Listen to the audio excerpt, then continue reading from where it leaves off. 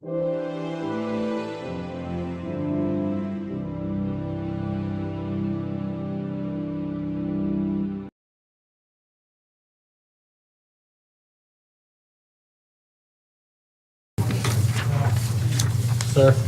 we're starting the meeting now. Good evening and welcome to the June 2nd, 2015 regular Salem City Council meeting. It will now come to order. The invocation this evening will be given by Steve Faber from the Parks Department, and that will be followed by the Pledge of Allegiance. If you would all rise, please.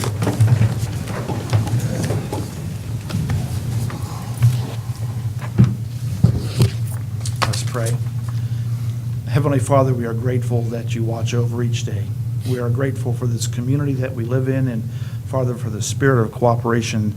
May it grow and may it permeate all that we do. Father, there's debates to be had and questions to be asked and answers to be found. May we do it in a way that is pleasing to you and is kind to each other. We ask, Father, that you would continue to give us wisdom as we make decisions in this meeting. We ask that you would guide and direct all of us. We ask for safety upon our citizens, for those who work for this community and try to make it a better place. We ask you to bless them in their efforts. We ask you to bless Salem, Ohio, Father, that it would know your favor, that it would know your blessing. We ask you to bless our citizens as well. Thank you for all these favors. It's in Jesus' name we pray. Amen. Amen. Pledge allegiance To the flag of the United States of America and to the republic for which it stands, one nation, under God, indivisible, with liberty and justice for all. Madam Clerk, would you please call the roll? Mr. Brown? Here. Mr. Cushman? Here. Mrs. Dickey? Here. Mr. Drummond? Here. Mr. Nistick? Here. Mr. Paparotis? Here. Mr. Whitehill? Here. 7 members. Everyone's received a copy of the May 19th, 2015 minutes. Are there any additions, corrections, or deletions to the minutes? Seeing none, they'll be stand as approved. There's no petitions, no remonstrances this evening. We do have visitors. The first is Jennifer Brown. And Jennifer, I'm not sure what it said the subject was. Hearing? I didn't know what to put. Okay. My request is, I can't hear you. Could you please speak into your microphones, especially when the air conditioning's going? I can hear you, and that's about it, and you, but nobody else. If your voice is soft, we can't hear you. So if you could speak into the microphone so we could hear better. That's the only request. I didn't know what to put down. Thank you. All right, thank you. Scott Cahill, Butler Building.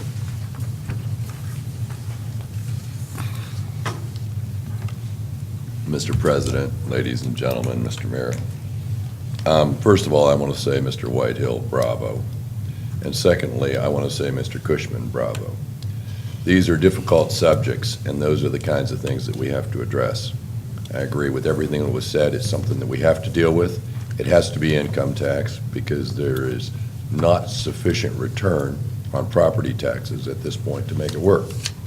And the reality is, both with the situation we find ourselves in now, it has to be dealt with, and it needs to be reviewed in 5 years, as you suggested, because we may be able to work our way out of this and develop sufficient income through economic development that we no longer need the escalation. So I feel great hearing those kinds of things brought up, and thank you both very, very much.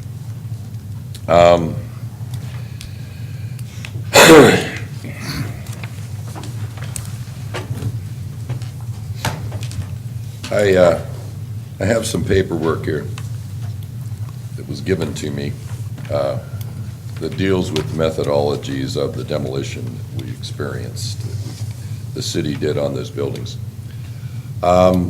It's an incredible failure, and I won't beat a dead horse about how I tried to take the buildings and how it was interfered with, because we've all heard that over and over again. And of course, you know, there are documents that back all that up if anyone should have an interest in it. But here we are. I say bravo to the city not getting stuck in the middle of a potential litigation by becoming a party to something that they do not share the liability in. I believe that building to be a net liability. I believe the initial cost to almost anyone to be around $150,000 in order to comply reasonably with the provisions of what would be required by the fire department to occupy that building honorably. I believe that I stand in a position of honor. And I've been called about every name there is. I've been called a crook by crooks. I've been called flaky by flaky people. On and on and on. Serve as a mirror, I guess, to the realities that I face. I want to see this city succeed, and it is succeeding, and it will succeed. But we can't keep making the same mistakes time after time after time. We have to recognize them when we see them, and we have to deal with them. I wish it was pleasant, but it's not. It's the nature of what we have to do. These documents, which I will make available to anyone in council that might want them, were sent down from the Department of Labor and a Mr. Mark Fleming. And rather than put my own words in place, I will simply read them to you.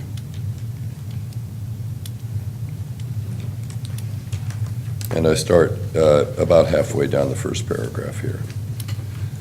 This is from Mr. Mark Fleming to Gary Rusiti with WKBM.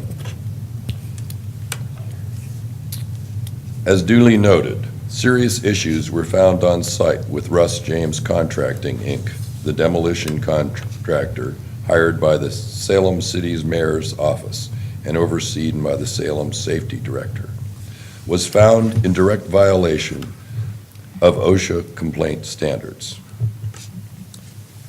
The next paragraph. Thank you once again for being diligent in reporting what information you are able to gather for what I feel is a lack of comprehensive planning. I feel this has resulted in destruction of a sound structure, the Butler Building, because of a lack of a demolition plan that was not handled appropriately by the administration of Salem. I feel this has compromised the health and safety of all people in the community and the surrounding area, and accountability and transparency is something the citizens of Salem and the surrounding area are lacking from the administration and this council. Hopefully, these facts will put the city of Salem on course to create an honest, progressive vision of moving forward into rebuilding the downtown. And a second communication. Basically, at one point, we could have had these structures remediated without cost to the city. At this point, the city's been encumbered with costs that I estimate at somewhere around $350,000 to the taxpayers. That's a darn shame. But here we are. We need to look forward, as I keep saying, although I wish I didn't have to keep saying it time and time again. We allowed a contractor to go in without a permit. Now, when I build a coffee shop that is 12 feet by 15 feet, this city puts a stop work order on my project and insists that I go to the state, necessitating an engineering program that cost me $2,000 and an additional net cost to that coffee shop of $7,000. That's a lot of coffee. No one would do that but me. No one else would do that. Go into a project knowing that it was a net loss because it was the right thing to do. We can't expect any prudent person to do that. That's not how you build a city. That's not how you maintain a city. Contractor went in and inadvertently demolished other structures. We all know that's wrong. That's unacceptable in any venue. Would that ever be acceptable? He made no abatement of the asbestos in the structure. I worked for a company called Waco Incorporated for 4 years. They're one of the largest asbestos abatement contractors in the United States of America. They're also one of the largest demolition contractors in the United States of America. I will give you a man's name to call if you question the things I'm saying. This is my boss, Joe, great man. One of the men who wrote specifications for asbestos removal in the United States. We didn't do any asbestos removal. We knocked that building down. We introduced airborne asbestos into the downtown of our city. The level of irresponsibility is simply bizarre. The assumption of liability is irresponsible, for God's sake. There are right ways to do things. For heaven's sakes, I can't put a residential door in a structure that's 100 and some years old without people dancing on my forehead. I have to run around and beg permission from a zoning officer to change windows from uninsulated windows to insulated windows. And yet, our city can demolish buildings with no plan, which is specifically required by the U.S. Department of Labor and is documented that none was received. I don't understand how this can happen. I don't understand why it could happen. And it can't happen again. You can hate me if you want. I really don't care. It doesn't make any sense, guys. The potential for liability, if someone on the street develops asbestosis from God knows where, it doesn't matter. The liability is magnificent. The cost of simply protecting one from a lawsuit that you're successful in is prohibitive. More than that, when you take a demolition like that where you have not documented the asbestos and the lead, and it takes place, you are not just responsible for that at that instant, and you are not just responsible for that at that location. There's a term that's used for that called cradle to grave. It's a great part of all asbestos litigation. If you dig up some insulation that has asbestos in it, and you discharge it into a landfill, and the landfill leaks later on, even if it was an approved landfill, then the total cost of the entire cleanup of that landfill is assessed 100% across each of the people who used that landfill to deposit their asbestos materials. I think we really need not to be in this business of assuming liabilities for structures. I think we need to deal with it. I think all of you agree with me. We've got to have a method here where these structures never get to the point where the city is stepping in and demolishing them. It's a ridiculous situation. This needs not to happen, ever. So we have to find a way to do that. We need procurement regulations that deal with honorable procurement universally. We don't need to be spending tens of thousands of dollars without looking at it closely. Each of those things need to be dealt with.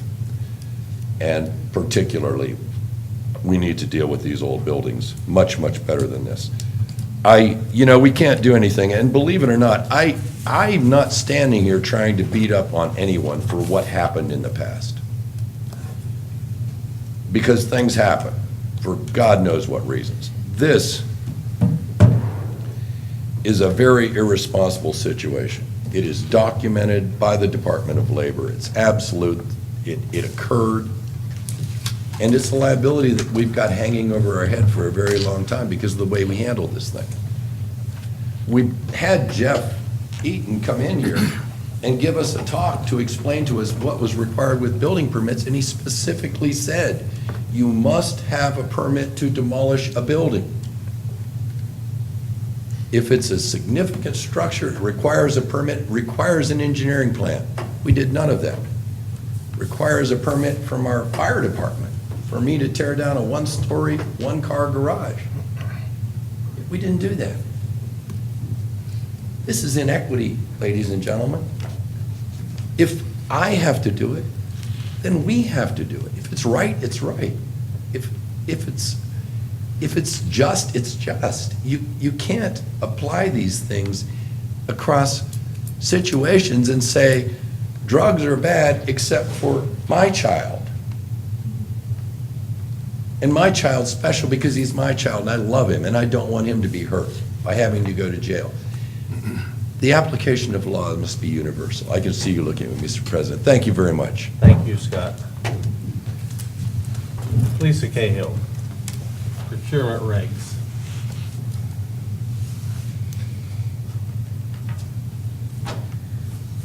Well, I'm going to add on to Scott's topic just a little bit first. There's one piece that he didn't mention that I just found astounding. One portion of the purpose of a demolition permit deals with notifying the owner and being certain that the owner has been notified that the buildings are to be torn down. As of this moment, the Smiths have never received notification that their building was to be torn down. They saw it in the newspaper. Purchasing regulations. I put a couple of posts on Facebook just to see what people thought about the income tax, because I know that several elected officials have said that they felt like that was one of the biggest things Salem had to offer, is this very low income tax. And I was curious how people felt about it. The results back, and it's certainly not an impartial poll, but those who replied said, I wouldn't mind paying more, but I want to know where the money goes. I want to be able to know it's being spent right, and I want to be able to see a little bit more reporting. So I thought about that, and I went on the website and see if I could even find a budget. And I don't even, maybe it's my clicking inability, but I didn't even find the ability to find like a last year's budget or anything for the city. So I suspect, and we'll see when the voters get a hold of it, that people are willing to pay more if they get more and they understand what they're getting and they know it's being spent, their money's being spent well, and the way their money's being spent is reported back to them. Thanks. Thank you, Lisa. Have Steve Bauman, subject Pershing.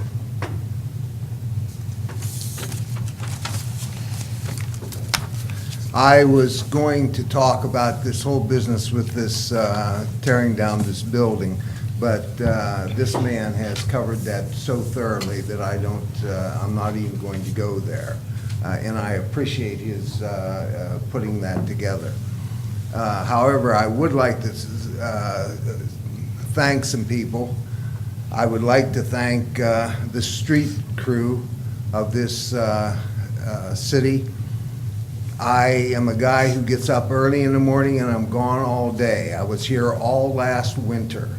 I didn't have a day that I couldn't get around. Obviously, these people know how to use salt and when to plow, when not to plow, and I appreciate that. As far as the police department is concerned, I'd like to thank them as well. Crime statistics are very, very prejudicial. You have to be careful because your perspective on crime statistics can vary, and so a statistic that might be a very good statistic, you can say, well, it's only 32%. Why aren't they getting any better than that? I don't seek out any of this information on drug busts, meth labs, or any of that stuff. Somehow it ends up coming my way and I hear about it. I'm hearing less and less about it all the time. This is a good police department. The last person I'd like to thank is Steve Faber.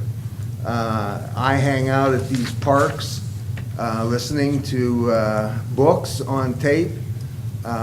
Even after that horrible winter, Mr. Faber had those parks manicured, taken care of the minute we could get in them, and I appreciate that. I would like to make a request, though. The far end of Pershing, that new section that they put in there, there are 5 hairpin turns in that section. Many people are like me. They've discovered that this is a quicker way to get to the east end of town, and they use that. One evening this winter, I was on that stretch, and it was a heavy mist. I could not go the speed limit on that road that night. But it's too dark, and it needs to have some street lights there. I see people walking their dogs on that road. I see middle-aged couples walking on there. There's joggers on there. We need street lights on that section. And if the city can possibly do that, I think it would be a good thing. I have nothing more to say. Thank you. All right, thank you, sir. That concludes the receiving of visitors. Move on now to report of city officials. Mayor Berlin. Thank you, Mr. President and Council. I have no report tonight, but I'd be happy to answer any questions. Any questions from council? Seeing none. Any report from the law director? There's no report. And any questions for the law director? The assistant law director, I should say. Auditor, Mrs. Brothers. She's on vacation. Oh, okay. Treasurer, Dr. Conrad. No report, President, Attorney. Any questions for the treasurer? Safety Service Director, Mr. Kentz. Mr. President, I have no report this evening. Mr. Brown. Yeah, I have some comments, and I would also offer him a thank you, if he wouldn't mind going to the podium. Thank you, sir.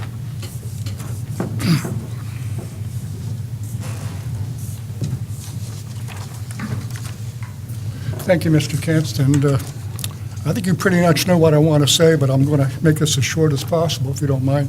But approximately the 18th of April, I delivered a note to the HPZ office asking for copies of the cassette recordings of the Board of Zoning Appeals meetings for April 6th and April 13th. On at least 2 or 3 occasions, I've seen emails to the HPZ office and you asking under Ohio Revised Code Section 149.43, request for public records for copies of those cassette tapes. As of today, for one reason or another, I have not received copies of the tapes for the 2 meetings. Last Friday, I contacted the Office of the State Attorney General. I was told to call the Office of Constitutional Affairs. I did so. I explained my problem regarding not receiving the tapes of the Board of Zoning Appeals of April 6th and 13th. I was informed, since I did not receive what I asked for, they could only give me advice. Number 1, forget about getting what I asked for. Number 2, hire an attorney and sue the city of Salem for not honoring Ohio Revised Codes Section 149.43. Ken, the city of Salem has enough financial and business as usual problems without a member of city council taking the city of Salem to court. To save myself a lot of time and the city of Salem a lot of embarrassment, please inform the HPZ officer to find a way to make copies of the 2 Board of Zoning Appeals tapes and place them in my office council mailbox. I consider 1 week from today a sufficient time to do so. Thank you very much, Mr. Kentz. You do a good job as service director. Thank you. That's all I have. All right. Thank you, Mr. Kentz. Utilities, Mr. Weingart. Mr. Chairman, members of the council, I have no report, but to say that the Utilities Commission will meet on June the 18th. That is 1 week later than normal, at 4 p.m. for the regular session. Any questions for Mr. Weingart from council members? Seeing none, thank you, Mr. Weingart. Parks Director, Mr. Faber. Thank you, Mr. President. I have no report this evening. I'd be glad to answer questions. I would, however, like to remind everybody that this coming Sunday, June 7th, we kick off the concert series, and Night Bridge will be starting at 5 o'clock, and we hope everyone comes out and enjoys that Sunday night and the following weeks to come. Thank you. Welcome. Council Clerk, Mrs. Bricker. Thank you, I don't have anything. That concludes report of city officials. Move on to report of standing committees. Finance, Mr. Cushman.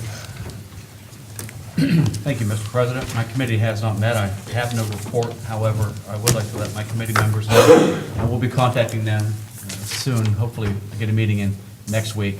When I do, I will prepare and present an agenda for that. Mr. President, I believe this evening I have some ordinances and resolutions on my Yes. plate here. The first being with the authorizing the Director of Public Service and Safety to hold an auction for sale of unused surplus equipment and/or vehicles from city departments. Did that go through, I'm going to ask as these go along because I didn't have a chance to talk to you before the meeting, did that go through committee? Yes, that's gone through committee. It's actually up tonight for its second reading, and I'm going to, Well, I'm looking at, I'm sorry, with regards to that, you have the second and third readings, but this is. oh, this is introduction warrant, this, my Yes, apologies. because we already have the numbers for the other. Did that particular one, it would be number 30, did it go through committee? Yes, that came out of committee. All right. The next one will be number 31, that's a resolution authorizing the mayor to enter into an agreement with Perry Township trustees for the purpose of allowing Perry Township access and use to the city dump site for fallen tree limbs and leaves. Did that come out of committee? No, sir, it did not. All right.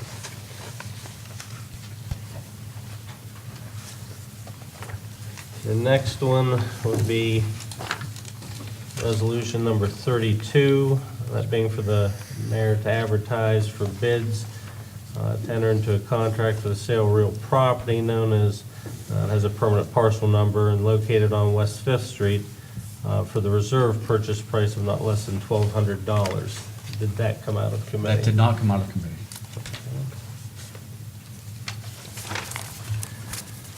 Next one is resolution number 33, and that will just be to grant to the city of Salem for the benefit of the fire department and express appreciation to Walmart, a grant with regards to that.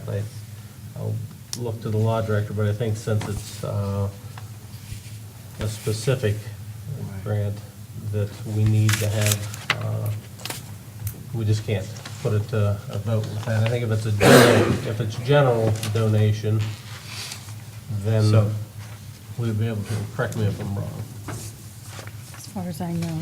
Okay, Mr. President, you're saying then with that, we will have to spend council rules and statutory rules? yes, I believe so. That did not come out of committee. All right, thank you. Next is resolution number 34, and that's going to be, again, to accept a grant for the city of Salem for the benefit of the police department, express appreciation to Walmart. Again, I assume that did not come out of committee. That's correct.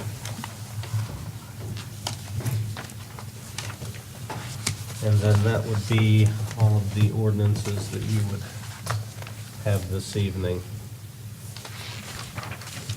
Streets, alleys, and sidewalks, Mr. Paparotis. Thank you, Mr. President. I have no report today. Okay.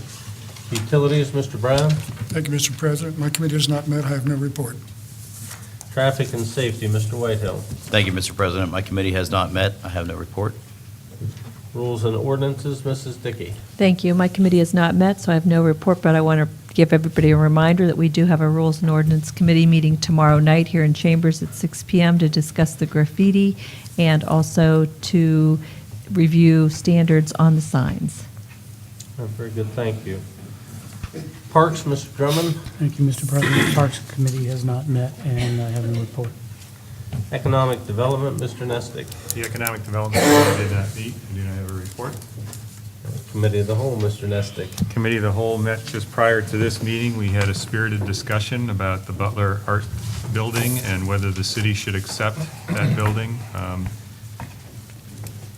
Most notable was Mr. Whitehill made a statement that I think summed it up pretty well, and got all but a standing ovation from the audience. I wish I had taped it, but that was put to rest, and no resolution will be forwarded to City Council regarding the acceptance of the Butler Art Institute building. We also discussed the possibility of putting an income tax on the ballot for infrastructure and safety services. We will probably be scheduling another meeting just to cover that topic alone sometime soon. All right, very good. That concludes the report of standing committees. Move on then to second and third reading of ordinances and resolutions. Mr. Mr. Cushman. This is going to be your night tonight. Thank you, Mr. President. Mr. President, I need some clarification here. I'd like maybe I'm just saying this correct right out of the gate here. I'd like to ask for a motion to have both second and third readings done this evening, as the auditor has expressed a desire to get this up for on the auction site as quick as possible, as there's a lot of interest for it. All right. With that, then, And without the emergency clause, it would take another 30 days to be able to do that, if I'm not correct. right, and we discussed this at the last meeting, and we removed the emergency clause from this because we didn't see that there was actually an emergency that would be defined under the emergency clause. Yeah, it is interesting because it just means that the Jeep that we're going to sell will sit for an additional 30 days. Correct, out in but the to have the community. emergency clause, you need an emergency, not just because we want to get it done quicker. Okay, clarification given, thank you. All right. We'll let it sit for another 30 days. Mr. Whitehill. Second the motion to have second and third readings. All right, very good. Madam Clerk, would you please call the roll on the suspending of statutory rules? Mr. Brown? Yes. Mr. Cushman? Yes. Mrs. Dickey? Yes. Mr. Drummond? Yes. Mr. Nestick? Yes. Mr. Paparotis? Yes. Mr. Whitehill? Yes. 7 yeas. Right, statutory rules are suspended. Mr. Cushman. Mr. President, I move that the clerk read ordinance 24 by title only for its second and third reading for passage tonight. All right, Madam Clerk, would you please read ordinance number 24 by title only for its second and third reading this evening for passage? Being an ordinance authorizing the Director of Public Service and Safety to advertise for bids and enter into contract for the sale of one used 2000 Jeep Cherokee. All right, is there any discussion? Seeing none, Madam Clerk, would you please call the roll on ordinance number 24 for passage this evening? Mr. Cushman? Yes. Mr. Brown? Yes. Mrs. Dickey? Yes. Mr. Whitehill? Yes. Mr. Drummond? Yes. Mr. Nestick? Yes. Mr. Paparotis? Yes. Ordinance number 24 passes. Mr. Cushman. Mr. President, I move the Madam Clerk read ordinance 25 for its second reading. All right, Madam Clerk, would you please read ordinance number 25 for its second reading this evening? Just second. By title only, Just By second title reading? only. but just a second reading. It's my understanding that the motorcycle is not in the city's possession yet, so. Okay. All right. Very good, thank you. Madam Clerk. Being an ordinance authorizing the Director of Public Service and Safety to advertise for bids and enter into contract for the sale of one used 1987 Harley-Davidson motorcycle. All right, that concludes the second and third reading of ordinances and resolutions. Move on to the introduction of ordinances and resolutions. Mr. Cushman.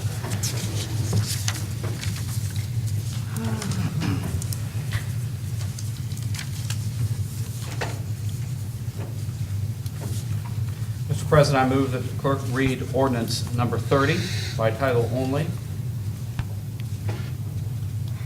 for its first reading. All right, Madam Clerk, would you read ordinance number 30 for its first reading, please? By Be- title only. Being an ordinance authorizing the Director of Public Service and Safety to hold an auction for the sale of unused surplus equipment and/or vehicles from all city departments. Thank you. Mr. Cushman. It's for the first reading only. This is, we're on to number 31 Thank you now. very much. I just want to be sure of that. That's fine. Mr. President, I move the council suspend council rules so that resolution 31 can be considered tonight. All right, is there a second on that? Mr. Whitehill? Madam Clerk, would you please call the roll? Mr. Brown? Yes. Mr. Cushman? Yes. Mrs. Dickey? Yes. Mr. Drummond? Yes. Mr. Nestick? Yes. Mr. Paparotis? Yes. Mr. Whitehill? Yes. Council rules are suspended. Mr. Cushman. Thank you, Mr. President. I just want to be sure, earlier you indicated that statutory rules also need suspended on this. If we're going to have a first, second, and third It's just a resolution, with, there's no emergency clause on it. right, we still would need Okay. to have that. With that, Mr. President, I move that to suspend the statutory rules and that resolution number 31 can be read for the first, second, third reading tonight. All right, is there a second on that? Mrs. Dickey? Madam Clerk, would you please call the roll? Mr. Whitehill? Yes. Mr. Paparotis? Yes. Mr. Nestick? Yes. Mr. Drummond? Yes. Mrs. Dickey? Yes. Mr. Cushman? Yes. Mr. Brown? Yes. All right, statutory rules are suspended. Mr. Cushman. Mr. President, I move that the clerk read Resolution 31 by title only for all readings tonight for passage. All right. Madam Clerk, would you please read Resolution number 31 by title only for passage this evening? Being a resolution authorizing the mayor to enter into an agreement with Perry Township trustees for the purposes of allowing Perry Township access to use of the city dump site for falling tree limbs and leaves. All right, is there any discussion? I'd like to ask Mr. the mayor, Drummond. just a quick question for the mayor. For this agreement, I assume that whatever agreement we work out with Perry will not cost the city anything. Yeah, as a matter of fact, the agreement would provide for a fee of $50 per month, $600 annually from Perry Township for the privilege of using our site.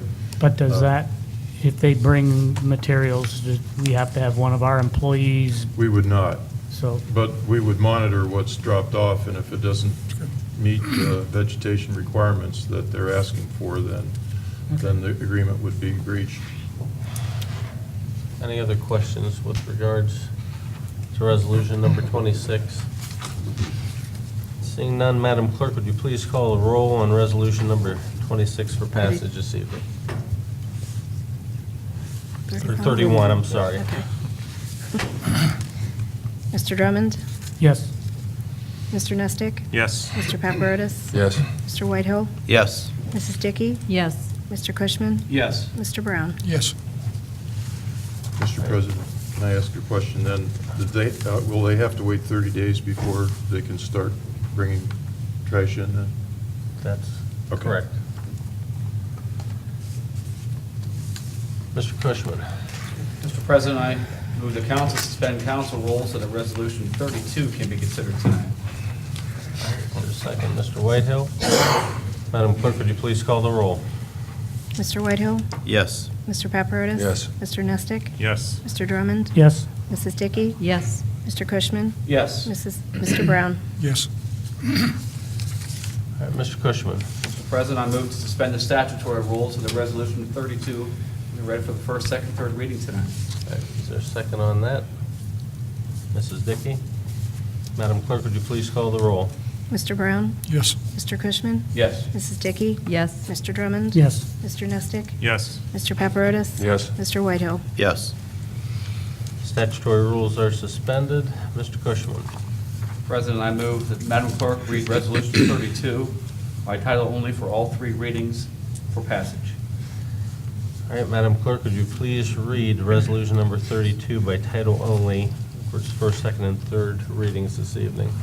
Being a resolution authorizing the mayor to advertise for bids and enter into contract for the sale of real property known as permanent parcel number 51-03-622.000 and located on West Fifth Street for the reserve purchase price of not less than $1,200. Is there any discussion with regards to resolution number 32? Mr. Drummond? Do we know, I think the city took on, or basically got this property, and it's valued at $1,200. Has it cost the city any money up to date? And like, is $1,200 going to cover what we may have spent on it? Do we know anything of that? Any costs for mowing have been absorbed by the city and continued if there is mowing done at that location. Since the property is owned by the city, we would have no one to apply the costs of mowing the property to. So I think that it's maybe been overlooked for some time that we do have the property, and we'd like to see it be sold to either the adjacent property owners or to someone so that would relieve the city of having to continue to mow. Any other questions with regards to resolution number 32? Seeing none, Madam Clerk, would you please call the roll on resolution number 32 for passage this evening? Mr. Drummond? Yes. Mrs. Dickey? Yes. Mr. Cushman? Yes. Mr. Brown? Yes. Mr. Whitehill? Yes. Mr. Paparotis? Yes. Mr. Nestic? Yes. Resolution number 32 passes. Mr. Cushman. Mr. President, I move the council suspend council rules so that resolution number 33 can be considered tonight. Is there a second on that? Mr. Whitehill. Madam Clerk, would you please call the roll? Mr. Whitehill? Yes. Mr. Paparotis? Yes. Mr. Nestic? Yes. Mr. Drummond? Yes. Mrs. Dickey? Yes. Mr. Cushman? Yes. Mr. Brown? Yes. All right, Mr. Cushman. Mr. President, I move to suspend statutory rules so that resolution number 33 can be read for the first, second, and third reading tonight. All right, is there a second on that? Mr. Drummond. Madam Clerk, would you please call the roll? Mr. Whitehill? Yes. Mr. Paparotis? Yes. Mr. Nestic? Yes. Mr. Drummond? Yes. Mrs. Dickey? Yes. Mr. Cushman? Yes. Mr. Brown? Yes. All right, statutory rules are waived. Mr. Cushman. Mr. President, I move that Madam Clerk read resolution 33 by title only for all three readings for passage tonight. All right, Madam Clerk, would you please read resolution number 33 by title only for its first, second, and third readings this evening? Being a resolution to accept a grant to the City of Salem for the benefit of the fire department and to express appreciation to Walmart for their generous grant. All right, is there any discussion with regards to this? It should point out, because it gets into the body of it, that the grant was $2,500, just so that that is brought to everyone's attention. Seeing no discussion, Madam Clerk, would you please call the roll on resolution number 33 for passage this evening? Mrs. Dickey? Yes. Mr. Brown? Yes. Mr. Whitehill? Yes. Mr. Paparotis? Yes. Mr. Nestic? Yes. Mr. Drummond? Yes. Mr. Cushman? Yes. Resolution number 33 passes. Mr. Cushman.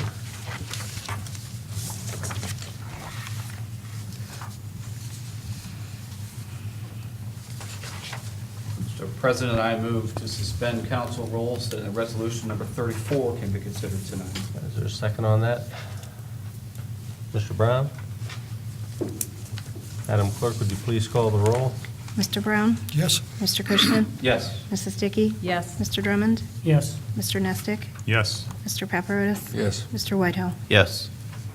Mr. Cushman. Mr. President, I move to suspend statutory rules so that resolution number 34 can be read for the first, second, and third reading tonight.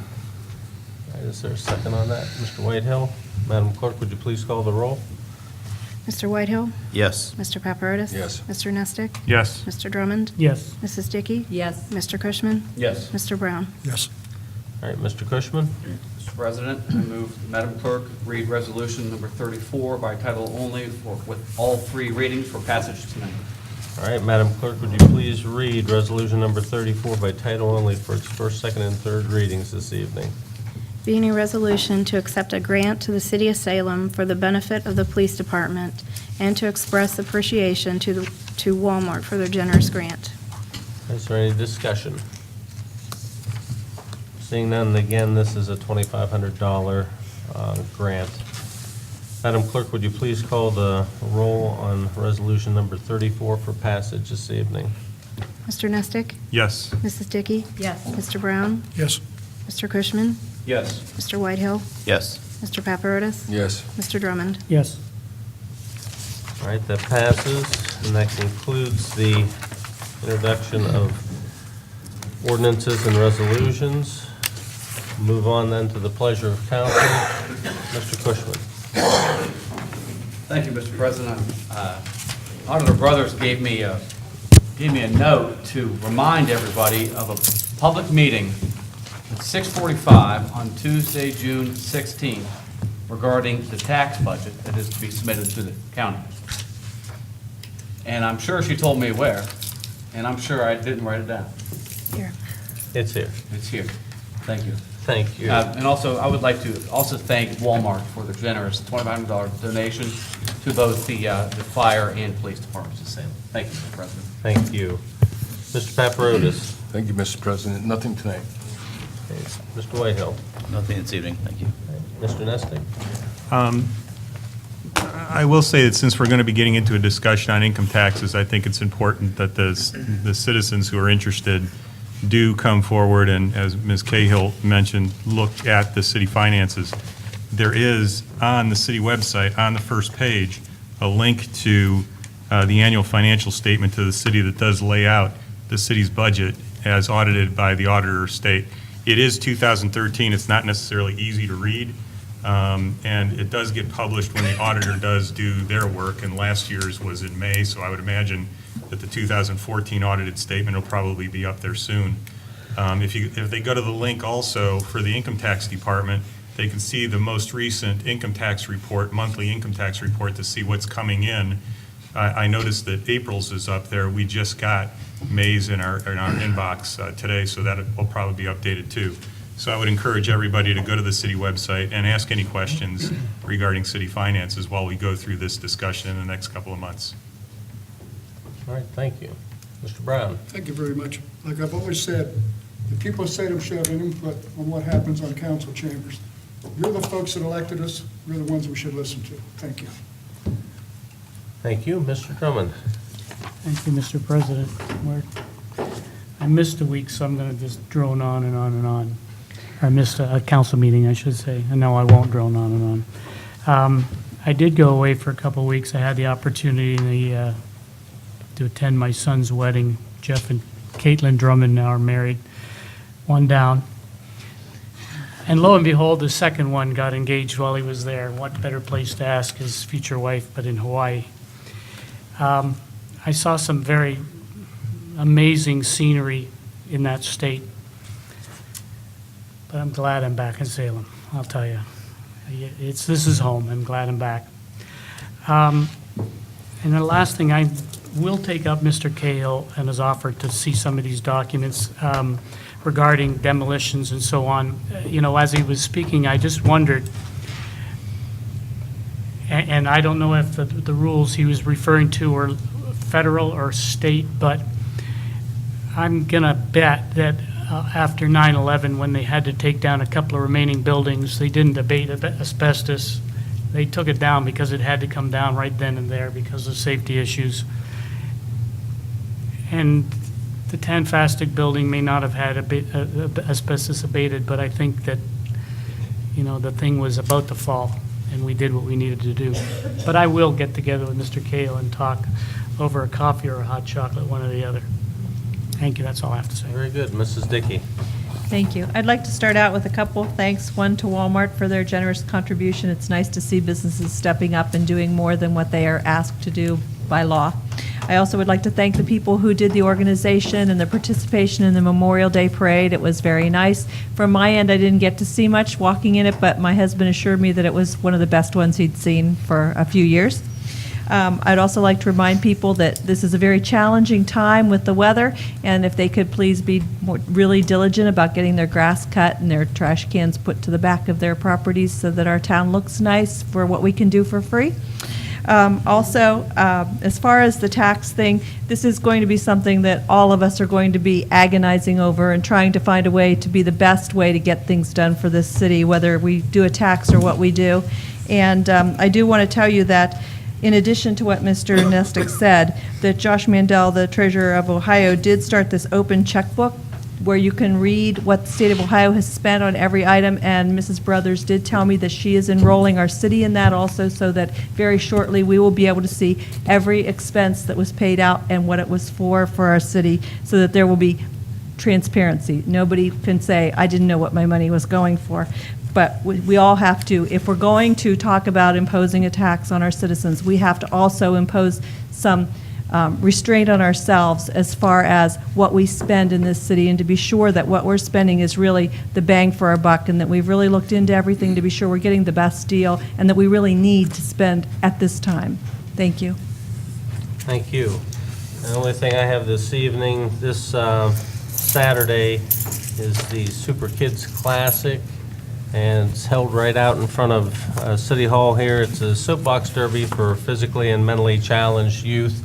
I've been a finish line judge for years, and to see those kids and the enjoyment and pleasure they have, it's worth coming and seeing, so I hope everybody can turn out for that. That's all I have this evening. The meeting's adjourned.